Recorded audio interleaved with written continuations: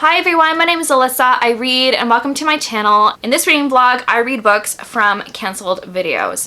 I don't really know how else to describe this video except I started 3 different projects which have all been canceled, but within those videos I did actually read some books and I actually have some clips from those videos.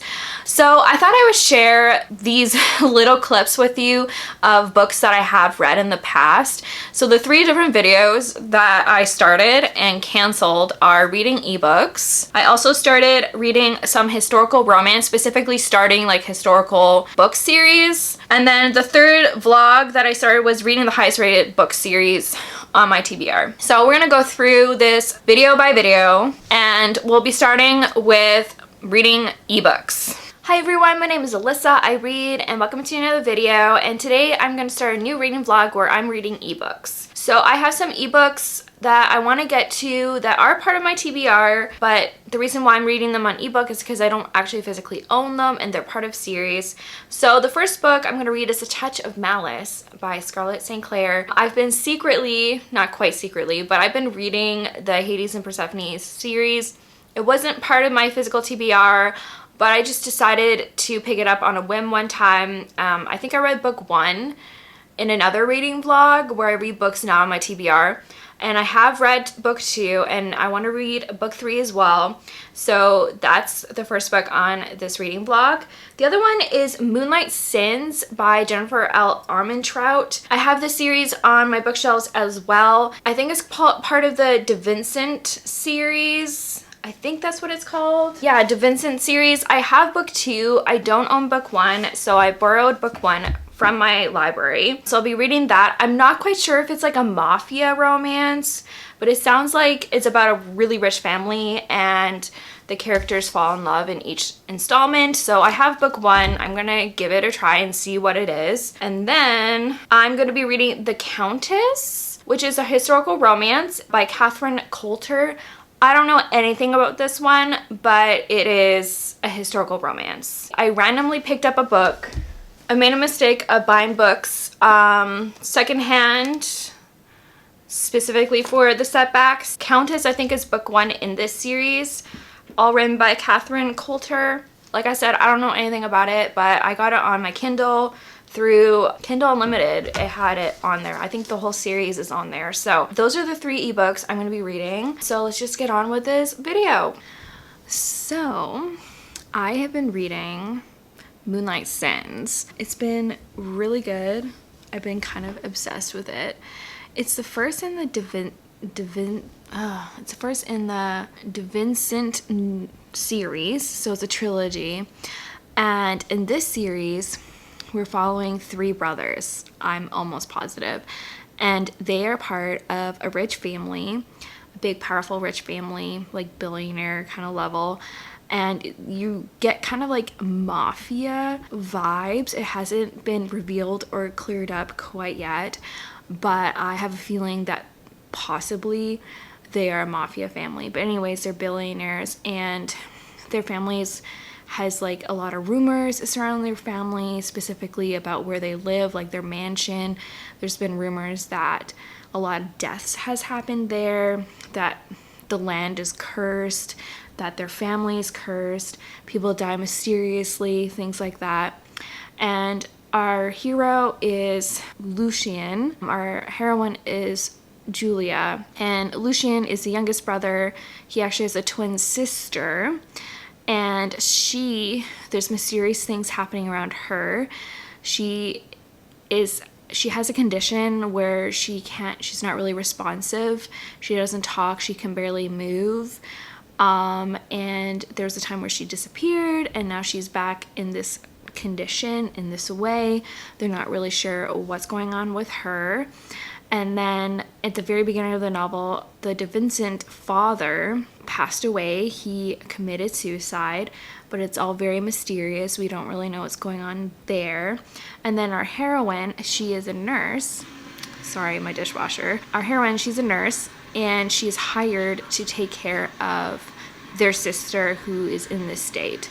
And so obviously the romance is between her and Lucien, but it's like a mystery romance, possibly, like, there is suspense, minor thrills. Like, I'm not quite sure to call it like a mystery thriller or suspense thriller, but there's all these questions around these mysterious deaths and why their sister vanished for like 10 years.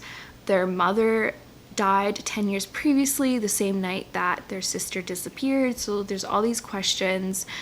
You're not sure if the house is maybe haunted. Like, there's all these things going on, and it's a lot of fun. I'm really enjoying it. I'm more than halfway through. I can't quite decide. I might lean more towards 4 stars, but I am enjoying the writing. It is a little bit repetitive, but it's a lot of fun. Like, I'm enjoying the suspense. I'm enjoying the minor thrills. It's not really scary, but you're not really sure, like, is this paranormal? Is it people behind, like, the thumping in the house? You know, what actually happened to the sister? Did the father actually die? I do wonder if some of these, like, threads will be throughout the series. It's just a short 3-book series, but I'm loving book 1, and so I can totally see myself moving on to book 2, which I actually physically own. But I'm so excited to have finally started Jennifer L. Armentrout, and I started in a series that doesn't really get talked about, so it's been really interesting to see her kind of like earlier stuff. And this is specifically adult romance. It is mature. There are explicit sexual scenes, but it is a lot of fun, and I do like a good mystery. So so good so far. Good morning. So it's Monday, and last night, or just yesterday in general, I finished Moonlight Sins by Jennifer L. Armentrout, and I really enjoyed this one. It was a lot of fun, and I'm so excited to have discovered Jennifer L. Armentrout. She has so many books and so many titles for me to get to, and I think I'm willing to read everything she writes. I could tell that she would be a really good young adult romance writer, and so I'm so excited. And this was a really good, like, toe dipped into mafia. I don't think it's technically a mafia romance because the family's never, like, explicitly said that they were a mafia family. They were just basically a billionaire family, but they have definitely, like, mafia vibes. You know, they're willing to go to the ends of the earth for their family, to protect their name and things like that. So it was definitely a lot of fun, and I did like the mystery aspect to it, the suspense. There was, like, minor thrills, and there was this kind of ambiguous feeling of, are the things happening in the house, are they paranormal? Are they not? What's actually going on? There was a mystery with the death of the 3 brothers' father, and then their missing sister who has come back.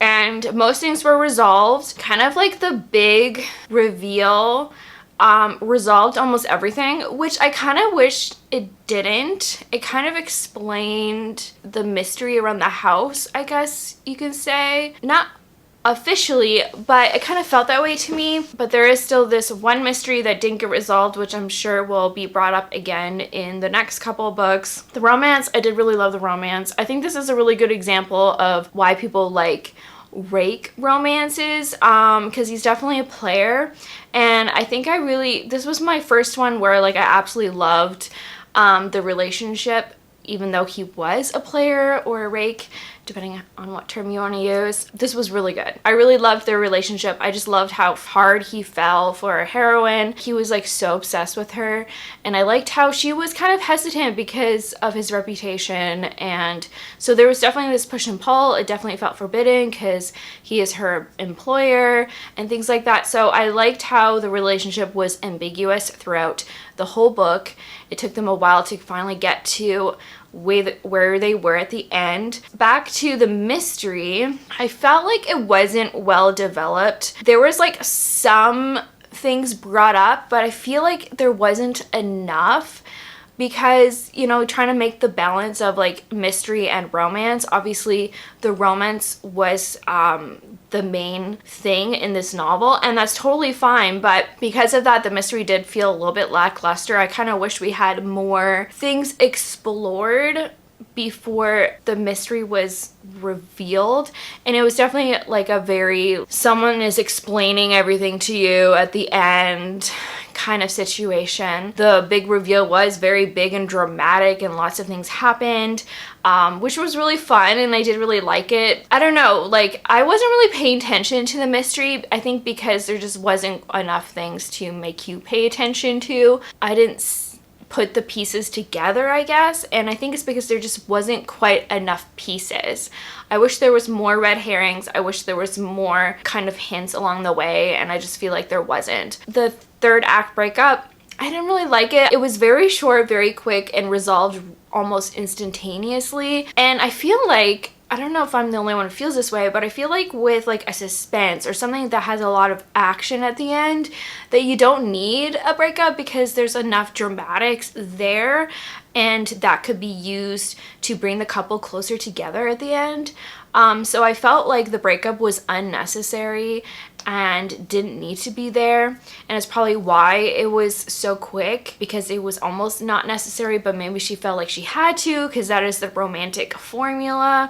I don't know. I wasn't the biggest fan. I think they didn't need to have that, and I felt like it was out of character for a hero. So that's my feelings on that, but I still really loved it, and you know, that's kind of like nitpicky things for me. I'm still giving it 5 stars, but it's probably more like a 4.5, but I was really obsessed. I was fully engaged. I was so excited to pick up the book every time that I did so.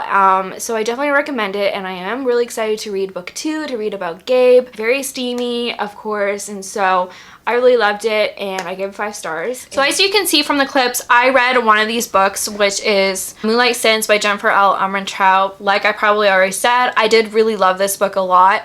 I have not continued on with the series yet, but I do really want to. The other 2 books, The Countess, A Touch of Malice, that was book 3 of that series. I didn't end up getting to it. I don't know if I will. I always plan to, but I've kind of just dropped it as of right now. I read Moonlight Sins. It was really, really good. I loved it. I do recommend it. But now the second video is reading historical romances. Hi everyone, my name is Alyssa. I read, and welcome to another video. And today I'm going to start a new reading vlog where I start some new historical romance series. So I have 3 series that I have on my bookshelves that I have some books from. Most of these books I'm going to be listening to on audiobook. I'm going to start the Wallflowers series by Lisa Kleypas. The first book is Secrets of a Summer Night, so I'm going to be reading that book. I also have No Good Duke Goes Unpunished. I forget what the series is called, but it's by Sarah MacLean. This is, I think, like book 2 or book 3. So I'm going to start the series out of order, but I have the audiobook for this book, so I'm going to be reading that one. And the other one is Wild in Love. It's from the Wilds of Lindo Castle series. It's a very long series. There's like, I think 7 or more books currently out. So yeah, so those are the 3 historical romance series that I'm going to start. And let's just get on with the video. So I should let you know that I have started Secrets of a Summer Night by Lisa Kleypas. I read almost all of it, so I need to talk about it now before I finish it. But this is the book 1 in the Wallflower series, and I don't know, I've just heard great things about this series and I am really enjoying it. So the concept of this series is that these 4 girls, they're wallflowers, which means men don't come up to them asking for a dance, and they can't seem to find a husband. And so they're considered wallflowers because they don't get danced or asked to dance a lot at balls and things like that. So these 4 girls found each other against a wall in the same corner all the time, and eventually one day they finally get the courage to talk to each other, and they form this bond and friendship together, and they decide as a group to help each other find husbands. And so the first one, we're following Annabelle, and she's quite beautiful, but her issue is that she doesn't have a dowry, so no one has been really seeking her hand in marriage. But there's one man named Simon Hunter who is a self-made man, so he's made his riches his own way. He's not part of the peerage, so that's one reason why she's not really interested in him, because he's not a peer, he's not titled in by any means, and so she hasn't really given him much attention, but he has always been intrigued by her. And this is their romance, so it's a bit of like a hate to love, really good banter. I love the friendship between the girls. Like I said, I'm pretty much done, but it really slows down near the end, and I've kind of been losing interest. I'm almost done though. I'm gonna push through, but as of right now I was leaning more towards 4-star. But when it comes to romance itself, I did really enjoy it a lot. It was kind of like once they got together I was kind of bored, but this is a really good solid start, and I'm really excited to see the girls get back together. There's one girl, she's English and she's just like really quiet, she has a stutter, and then there's two sisters from America who don't really understand British society really well and consider it a little bit wild, or just, you know, all those Americans. So I'm really excited to keep reading this series, and I know this series kind of gets combined with the Rivenal series. So my plan is to read both series at some point. But yeah, a really good solid start. So, A Secrets of the Summer Night. Confession, I didn't actually end up finishing this book. I counted it as read on Goodreads without even really realizing that I never finished it. What happened was I read pretty much like 80% of it, and then I just never finished it. I never picked it up. I got so bored. I couldn't bring myself to finish it because the couple were together, and then there was this kind of like almost epilogue like feel to the rest of the story, and I actually ended up moving on to book 2, and I think I gave that one 4 stars as well. And I think what Lisa Kleypas does is she gets the couple together, and then there's kind of like this suspense plot thrown in at the end. I don't like the setup of her books so far from what I've read. I think I remember reading book 2 and it even said that in book 1 there was maybe the suspense plot. I'm like, I don't remember that happening, but it did. Gave it 4 stars. I did really like it. I like the romances, but then she adds this like extra bit at the end that I'm like not the biggest fan of. I did move on to book 2. I do plan to read book 3 at some point, hopefully.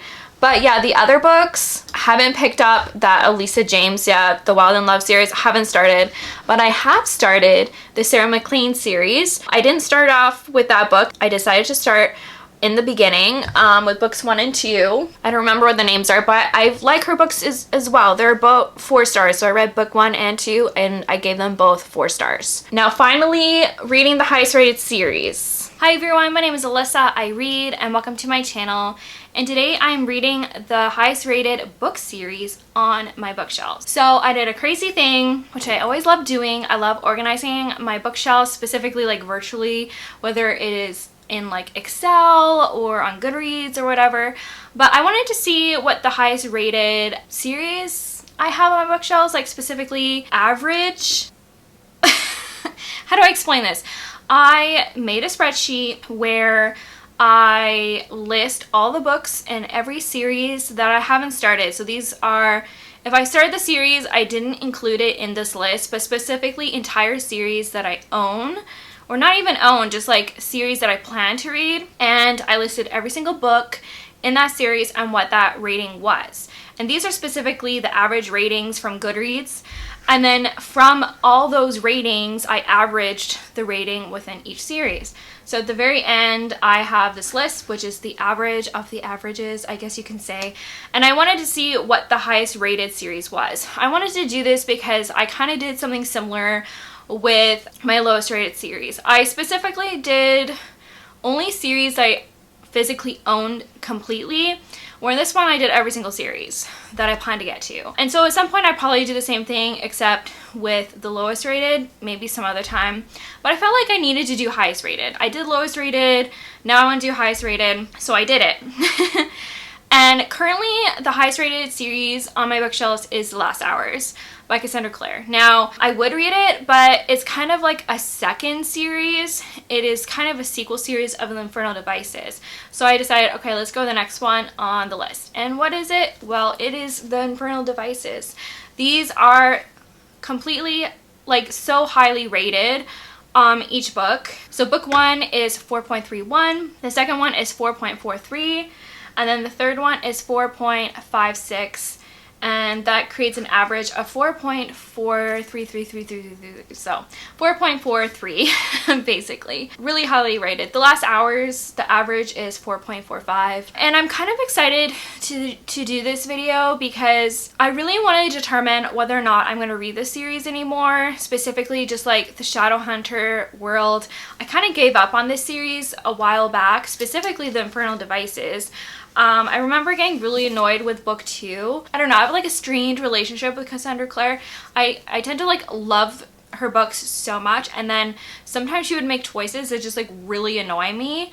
But now that I know that about her as a writer, I can maybe just forgive the things that are annoying. Like, they'll still annoy me, but like I don't have to get so like viscerally upset. So I want to see how I feel, and this will help me determine whether or not I want to continue on the series.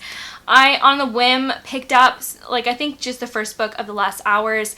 I also have Lady Midnight. So, like, reading the series, I can determine whether or not I want to continue on. I'm going to read this series. This is the highest rated series on my bookshelves. As you can see, I am borrowing these books. These are from the library. Book 1 is Clockwork Angel. The second one is Clockwork Prince. And the last one is Clockwork Princess. So if you don't know what this series is about, it's set in the Shadowhunter world, which is an urban fantasy where people are called Shadowhunters, and they like fight demons to protect the human race and things like that. And this world also has like vampires and werewolves and other like magical creatures, and it's a whole thing. This series specifically is set in the Victorian era in London, so it's a historical fantasy, heavily on the romance, so it's almost like a historical fantasy romance. And we follow Tessa. So she's American, and she's coming over to London because her brother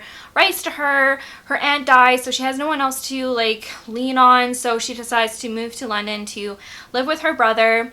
But as she arrives in England, these two strange women tell her that they will take her to her brother. You know, they pass her a note that's written by her brother. She thinks that maybe she can actually trust these women, and they end up capturing her, and they force her to learn this ability that she has, that she didn't realize that she has. And because of that, she gets thrown into the Shadowhunter world, and she learns more about herself. There's a bit of a mystery involving her brother and these strange women and the Pandemonium Club. There's a lot of like mechanical machinery kind of monster stuff in here, and it's a lot of fun. I'm excited to get started. Come along with me as I read The Infernal Devices. So I have a confession. I did start this last night, and I read a little bit more this morning, and I'm on page 166, and I'm kind of surprised how much I'm enjoying it. The thing that's interesting about reading this time around too is it reads, not YA, but like the characters are very young. And I remember the first time reading it, I didn't notice that. But this time around, like, okay, well, you're 17. Like, I can totally tell he's 17 years old. And that's fine. I'm enjoying it. They're all very young. But I think what I love about reading this era is even if they're young, it reads older.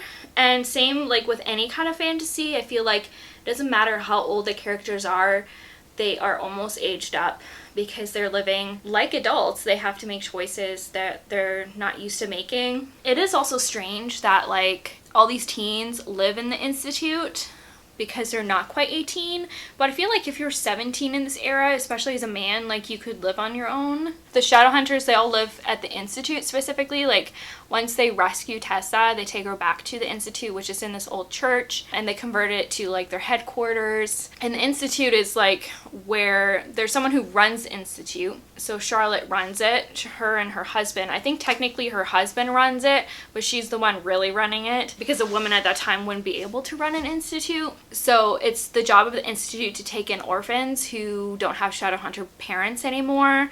So that's why Will and Jim and Jessamine are living there, because I don't know about Will, but I think the others, their parents have died. And they take Tessa in because she's part of this investigation. They're all investigating like the missing of her brother and the two Dark Sisters, the women who took Tessa and kidnapped her and trained her in her special ability. There is this mystery of like where her brother is, what's going on with this Pandemonium thing. I love it. I love the historical setting. It's different because like since this is like Shadowhunter world, it's more progressive. They have more progressive values, like women are allowed to fight and like wear man clothes when they are fighting. The fact that Charlotte is kind of like running the Institute, even though she's a woman, is a thing. But I think she's kind of doing it in secret. Like I think Henry's really the one who's supposed to run it, but he's only interested in like his inventions and tinkering in his lab. So there's a lot of like discussions about women in this era, what it means to be a man and a woman in this era, and how the Shadowhunters live differently than the society, but how sometimes they are still the same. We explore Jessamine and how she just does not want to be a shadow hunter, and she just wants to be a lady in society and just get married and have a family. I'm really enjoying some of the discussions in here about stuff like that, and just exploring what it means to be a woman of this era. One thing about her writing, people always complain about her writing. There's nothing wrong with her writing. Like, I don't notice it. But the only critique, and it's not even a critique, but I think one of the reasons why it's so long, she's like very descriptive. There was like a paragraph where she was like explaining like what someone's office looked like. I'm like, okay, that's a little bit much. We don't need to know what the office looks like. Yeah, she's really descriptive, so that's why it's so long. It's good. It's good. I'm enjoying it. It's fun. It helps that I love the era too. I'm gonna keep reading it. All right, it's time to talk about Clockwork Angel. I finished this, I think a couple days ago now, and I really liked it. I really enjoyed my time rereading this. And the thing that was like most surprising was just like how much I remembered. I didn't think I was gonna remember as much as I did. I remember when I first started reading it, it was a little confusing.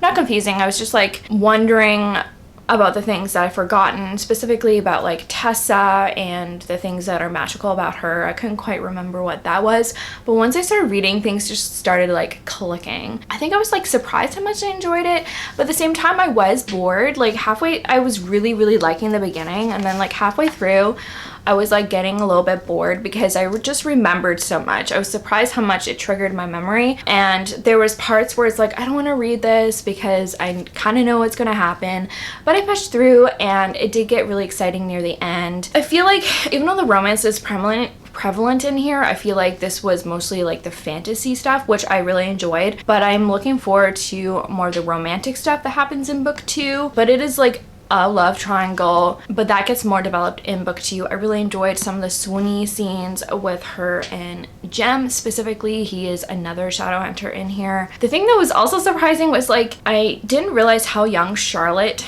and Henry were. Charlotte and Henry are like 24, and I didn't like pick up on that until like they're around that age, I think. And it's like, oh, you're like so young. I don't know, it didn't really click for me. They keep mentioning that, like how young they are or how young Charlotte is. When I read this, it was many years ago, so it didn't really click with me, and you kind of assume that she's a lot older than she is, like maybe like in her 30s. No, she's like in her mid-20s, and so is Henry, and they're quite young, and they're like running this institute, which is kind of interesting. It was nice seeing Magnus Bane again. The first time I read this, I gave it 5 stars. This time around, it's more like a 4. I'm excited to keep on going though. This is fun. It was almost like revisiting a friend, if that makes sense. I read books 1 and 2 in this series actually. I think in the video I said I gave it 4 stars, but I'm giving it 5 stars. I've decided to bump it up because I'm in love with this series so much. And then I did move on to reading book 2, which is not included here. I guess I just read it on my own. And I also gave that one 5 stars. I think book 2 is my favorite out of the entire series. I have since completed it, but my thoughts on book 3 is going to be part of another video. So you can go check that out where I finished 2 book series. That is, I think, the title of the video, so keep an eye out for that. But books 1 and 2, I have given it 5 stars. This is the video. I hope you don't mind this kind of mashup of clips together, and I hope you really enjoyed it. If you've read any of these books before, please comment down below. Love to know your thoughts and opinions about them. If you have any book recommendations, I always love receiving them. Please leave them down below. I like young adult fantasy and romances, whether it's contemporary fantasy or historical. If you like this video, please give it a thumbs up. Please subscribe if you've not done so. You can follow me on Goodreads and Instagram. And you know what? I want you to keep reading. Bye.